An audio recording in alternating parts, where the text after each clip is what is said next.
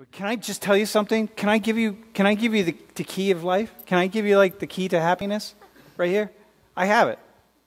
I don't always follow it, but I know what it is. I can tell you. It's very simple, actually. It's acceptance. This is the key to all acceptance right here. And all you got to do is follow it. And again, I don't follow it all the time, but it's always in my mind, and I'm getting more and more aware of when I don't follow it. And it's this. Every action that you take produces positive and negative consequences. Every action has positive and negative consequences, okay? If I walk through that door for 10 minutes and or 10 seconds and I come back out, there are positive and negative consequences to everything.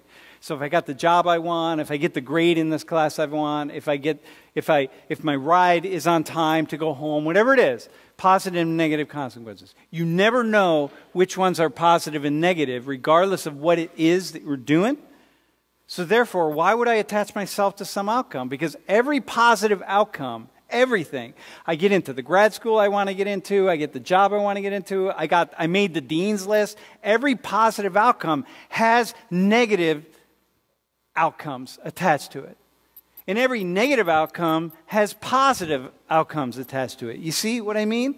If you flunk out of school, positive things will happen. It may be that you'll meet your life partner, and then like 10 years down the road, 20 years down the road, you'll have like a couple kids, and you'll be like, damn, and you'll love your kids. You'll be like, if I didn't flunk out of school, I wouldn't have these kids. Like, this is crazy. The thing is, when you get to my age, and I look back over my life, I see that everything I didn't want to have happen, or everything at the time that I thought was negative, produced positive results. And everything that was positive, that I wanted to have happen, produced negative results that I didn't see at the time, but I can only see later looking back at it. And if you get that, the moment that you want something to happen, like you get a C in your engineering class that you need to get into your major, and you're like, oh my God, it's not going to happen. Look, there will be positive results from that. You're not an engineering major anymore, or you want to be in chem, but you're in electrical, or whatever. It's like, positive. Later in your life, you'll look back and be like, God, my whole life, all this cool stuff that happened to me only happened because of that. And once you get that, it makes life, it's just like this. And you know that moment when you do that and it all comes together, the 3 or 4 of you who do, it's that right there. And once you live in that zone, you never go back.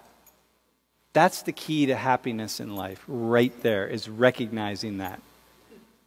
Every negative thing will lead to positive. Every positive thing will lead to negative.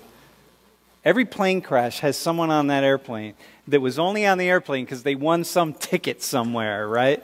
Someone gave them $1,000 at work, or a $5,000 bonus. They're like, hey, let's go to Hawaii. And so they do. And like the plane's going down, and they're like, God, if I hadn't gotten that bonus at work, I'd still be alive, but I'm about to die in about 20 seconds. You get it, right? You see how that works?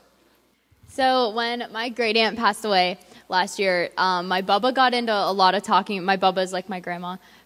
She got to talk a lot about forgiveness, because there's this like one family member who like used my aunt for a bunch of stuff, and there's just like a lot of things she couldn't forgive. And she asked like all of us, she was like, well, how do you really forgive? Like, do you actually have to like forget to forgive? So I called her after that lecture we had about forgiveness and was like talking to her about it. And I was like, literally no one could actually answer that question. And she asked like our whole family. So I guess like my question to you is like, what is your actual like stance on that? Like, do you think you actually have to like forget to forgive? Yes, you have to forgive.